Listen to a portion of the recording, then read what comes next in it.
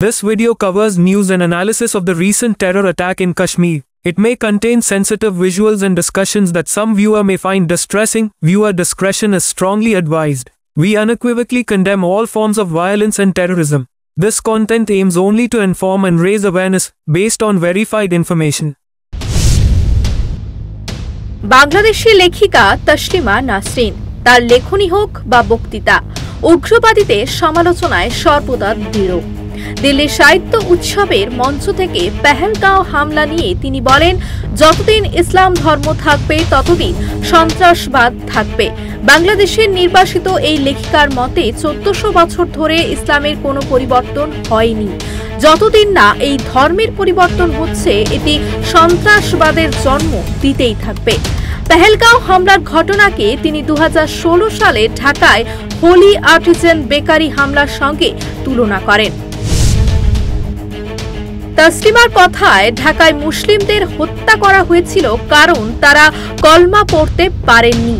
এমনটাই হয় যখন ভক্তি মানবতার থেকে বড় হয়ে দাঁড়ায়। গত 22শে এপ্রিল জঙ্গি হামলায় রক্তাক্ত হয় ভূস্বর্গ।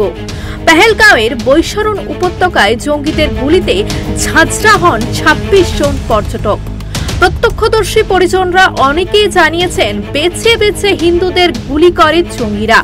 তাদের কলমা পড়তে বলা হয়, যারা পড়তে পারেনি তাদের গুলি করা হয়েছে। শুধু এই ঘটনা নয়, তার একাধিক লেখনীর মাধ্যমেও সোচ্চার হয়েছে নানান কুসংস্কার প্রথার বিরুদ্ধে।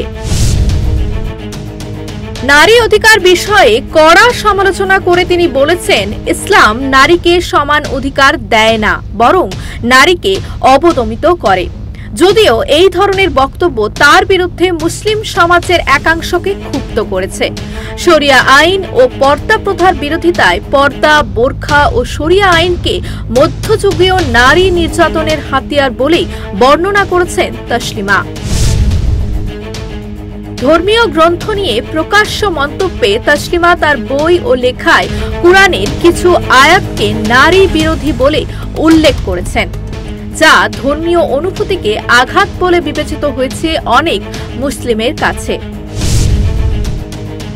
1993 সালে প্রকাশিত তার উপন্যাস লজ্জাতে তিনি বাংলাদেশে হিন্দু সংখ্যালঘুদের উপর মুসলিম মৌলবাদীদের অত্যাচার নিয়ে লেখেন। এই বই নিষিদ্ধ করা হয় বাংলাদেশে এবং তার বিরুদ্ধে ফতোয়া জারি হয়। ধর্মনিরপেক্ষতা ও নাস্তিকতার পক্ষ নিয়ে তিনি নিজেকে প্রকাশ্যে নাস্তিক ও ধর্মনিরপেক্ষ চিন্তাবিদ হিসেবে পরিচয় দেন এবং বলেন, সব ধর্মই নারীর অধিকার হরণ করে। এরকমের নানান বিতর্কিত মন্তব্যের কারণে তসলিমার বিরুদ্ধে বাংলাদেশে একাধিক ফতোয়া ও হত্যার হুমকি আসে, যার ফলে তিনি 1994 সালে দেশ ত্যাগ করতে বাধ্য হন। এরপর কলকাতায় বসবাস করতে থাকেন। 2007 সালে কলকাতায় তার লেখালেখিকে কেন্দ্র করে ধর্মীয় দাঙ্গার পরিস্থিতি সৃষ্টি হয়।